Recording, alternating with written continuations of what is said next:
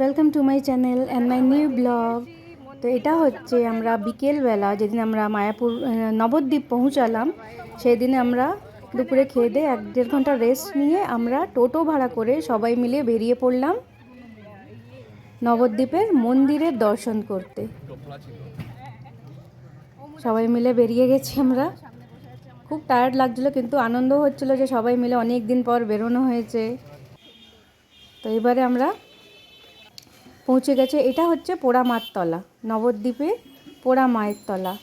এটা অ্যাকচুয়ালি কালী রূপে পুজো হয়, কিন্তু ওখানে স্থানীয় দোকানদার থেকে আমরা জানতে পারলাম যে এখানে আগে পড়ানো হতো।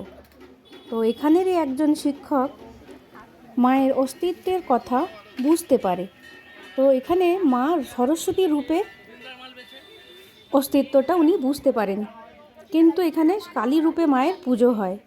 এই পড়া থেকেই আস্তে আস্তে এটা ভেঙে ভেঙে পোড়া মায়ের তলা হয়ে গেছে। তো এখানে আমরা পুজো দিলাম। নবদ্বীপ স্টেশন থেকে আমাদের হোটেল খুব কাছে, আর হোটেলের থেকে এই মন্দির টোটোয় করে 5-7 মিনিট লাগলো।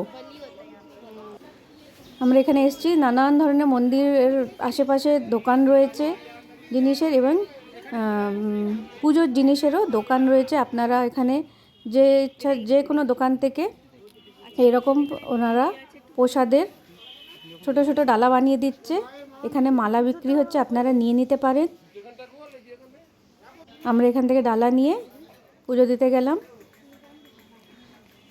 ভেতরে ফটো তোলা বারণ, ওই জন্য আমরা বাইরে থেকেই ফটো তুললাম একটুখানি। আমি আপনাদের দেখিয়ে দেব। যেখানে ঠাকুরমশাই আছে, ওনাকে নাম গোত্র বলে দিলে উনি পুজো করে দেন। দিয়ে আপনারা এরকম দোকানে সুতো বিক্রি হচ্ছে, এই সুতো কিনে এনে আপনারা নিজেদের মানতও করতে পারেন এই বট গাছে বেঁধে, যে উনি পুজো করে দিলেন।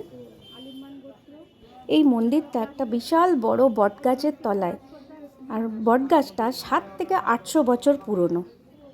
যেহেতু এটা সরস্বতী মায়ের মন্দির, সেই জন্যে এইখানে সারা বছরে একদিন সরস্বতী পুজোর দিন এখানে অঞ্জলি দিয়ে পুজো হয়।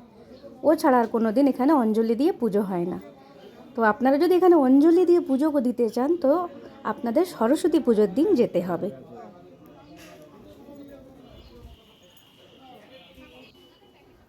এবারে আমরা লাল সুতো নিয়ে নিয়েছি, নিয়ে আমরা মানত করে এখানে পেছনে আমরা আমাদের এটা বেঁধে দিলাম। দিয়ে এখানে 4 বার পরিক্রমা করতে হয়। যে কোনো মন্দিরে আপনাকে 4 বার পরিক্রমা করতে হবে। আমি আর দিদি এখানে মানত করলাম, পুজো দিলাম, পরিক্রমা করলাম। টুকটুকিও করেছে আমার সঙ্গে। তো আমার জামাইবাবুর হাজব্যান্ড আর মা বাইরে বসেছিল, ওনারা বাইরে থেকে দেখছিলেন। এখানে আমরা ধূপবাতি জ্বালালাম, একটু আশেপাশে দোকান টোকান দেখলাম, বেশি দেখিনি, কেন কি আরও অনেক কিছু জায়গা দেখার বাকি ছিল। অনেক জায়গা দর্শন করা বাকি ছিল।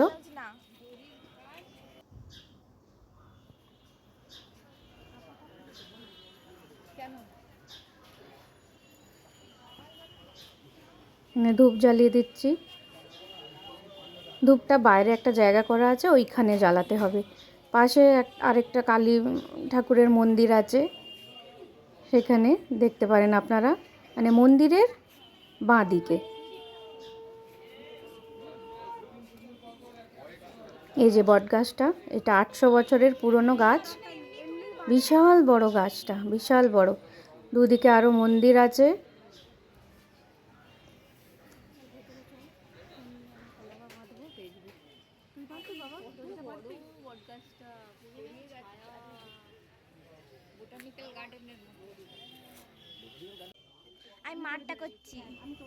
তো এই যে আমি বাঁধছিলাম, এই ভিডিওটা পরে দিয়েছি।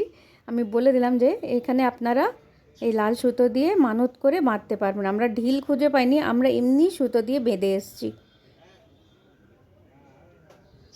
মানত পুরো হলে আপনারা গিয়ে আবার এই দড়ি খুলে আসবেন।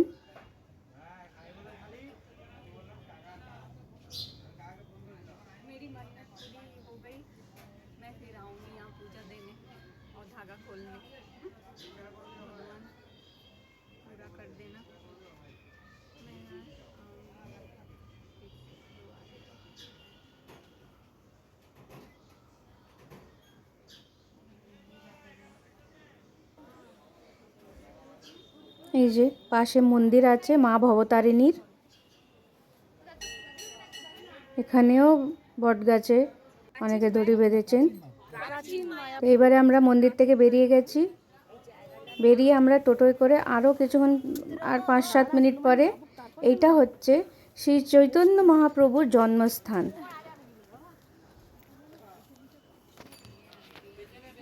এই জায়গাটাও খুব সুন্দর। এখানে ভেতরে ফটো তোলা বারণ, ওই জন্য আমি ফটো তুলতে পারিনি। এখানে খুব সুন্দর শ্রী চৈতন্য মহাপ্রভু, রাধাকৃষ্ণর মন্দির আছে। এই যেখান থেকে আমি বাইরে থেকে দেখালাম সচী মাতার মন্দির দেখা যাচ্ছিল। তারপরে আমরা গেছিলাম ওখানে আরেকটু কিছুটা গিয়ে, এটা হচ্ছে 60 ফিট উঁচু শ্রী চৈতন্য মহাপ্রভুর স্ট্যাচু, এটা দেখার জন্য। এখানে ভেতরে আরও অনেক কিছু আছে, মিউজিয়াম মতন করা আছে, আপনারা দেখতে পারবেন। এটা এন্ট্রিটাই, ঢোকার সময় এরকম মাছ পুকুর মতন করা আছে, মাছ কই মাছ ছাড়া আছে। এই যে চৈতন্য মহাপ্রভু এখানে এই 60 ফুট লম্বা একটা স্ট্যাচু করা আছে, এটা দেখার জন্য লোকেরা আসে। যেখানে পার্ক মতন করা আছে, গার্ডেন করা আছে, ভেতর যায় না। এখানে শ্রীকৃষ্ণ রাধারানী আর গোপীদের সঙ্গে রাসলীলা করছেন। তোমাকে ডাকলো। তারপরে এখানে হচ্ছে পঞ্চতত্ত্ব, শ্রী চৈতন্য মহাপ্রভু সঙ্গে আরও 4 জন আছে। পঞ্চতত্ত্ব, আমি নামটা আমার মনে নেই।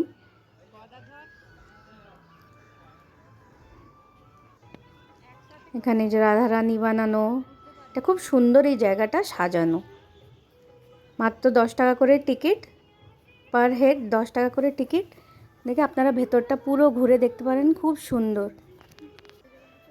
যে মিউজিয়ামের মধ্যে নারায়ণের সব রূপ লীলার এরকম বানানো আছে। যে জগন্নাথ দেব, রাধাকৃষ্ণ 8 সখী নিয়ে এখানে দাঁড়িয়ে আছেন। এই যে গোপাল, খুব সুন্দর জায়গাটা, আপনার দেখে মন ভরে। এটা নৃসিংহদেব, যে চৈতন্য মহাপ্রভু পঞ্চতত্ত্বের সঙ্গে এখানে যে জগন্নাথ বলরাম সুভদ্রা, খুব সুন্দর জায়গাটা। তারপর ওখান থেকে দেখে আমরা বেরিয়ে গেলাম, গিয়ে আরও 5-10 মিনিট পর রাস্তায় দেখি পরিক্রমা করছে। এখানে যেহেতু দোলের টাইমটা এসে গেছে, ওই জন্যে পরিক্রমা শুরু হয়ে গেছে। সারাদিন আমরা কিছুক্ষণ পর পরই এরকম পরিক্রমা করছে দেখতে পাচ্ছি ওনারা। তো এখানে এই পরিক্রমা হচ্ছে, আমরাও বললাম যাই, আমরাও একটু ওনাদের পেছন পেছন যাই, পরিক্রমা দেখি।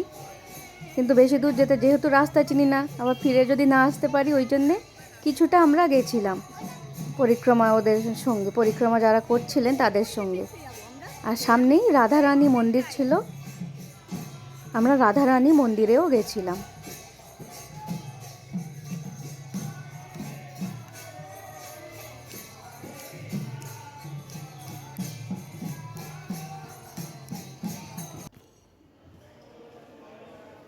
এই যে রাধারানী মন্দিরের ভেতরে, এইটা ভেতরে খুব সুন্দর রাধারানী, গোপাল, চৈতন্য মহাপ্রভুর অনেক মূর্তি আছে।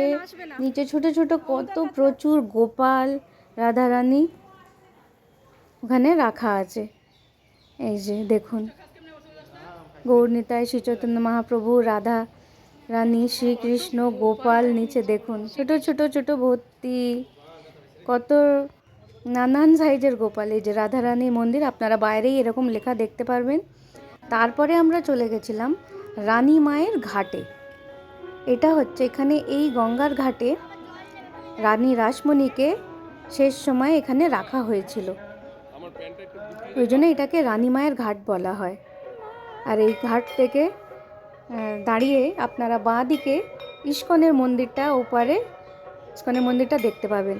আর আমরা যে সময়টা গেছিলাম খুব ভালো সময়, ঠিক ওই সময় গঙ্গা আরতি আরম্ভ হয়েছিল। তো আমরা আরতিটা পুরো দেখে তারপরে চলে এসেছিলাম।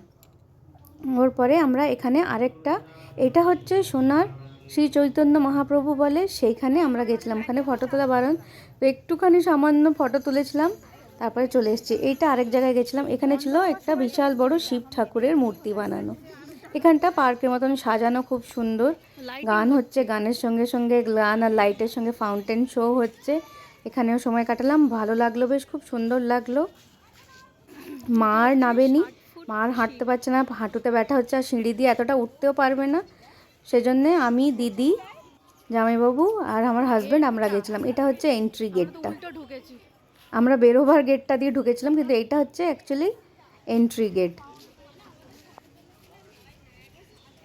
মা চলে যাওয়ার পরে, মা চলে কোথায়, গাড়িতে চলে গেল? হ্যাঁ, বসতে পারছে না। দিদি ভালো আছেন তো? ব্যাকগ্রাউন্ড में बज रहा है, আমি ভিডিও করব। হ্যাঁ ভালো আছি।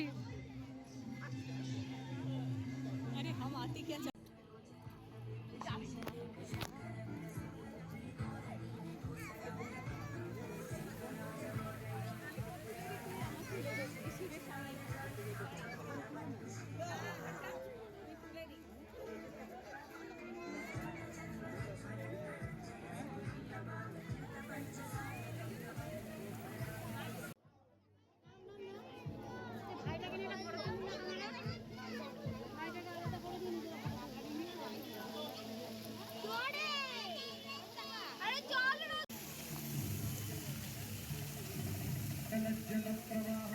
যে দেখা হয়ে গেল, এরপরে আমরা বেরিয়ে গরম গরম সিঙ্গাড়া চা খেয়েছিলাম, তারপরে বাড়ি চলে এসেছিলাম। আপনারাও ঘুরতে গেলে এইসব জায়গাগুলো ঘুরবেন। তো ভিডিওটা এখানেই শেষ করছি। তো ভিডিওটা ভালো লাগলে একটা লাইক, কমেন্ট, শেয়ার করবেন আর সাবস্ক্রাইব করে আমাকে সাপোর্ট করুন, যাতে আমি আরও ব্লগ বানাতে পারি আর আপনাদের এন্টারটেইন করতে পারি।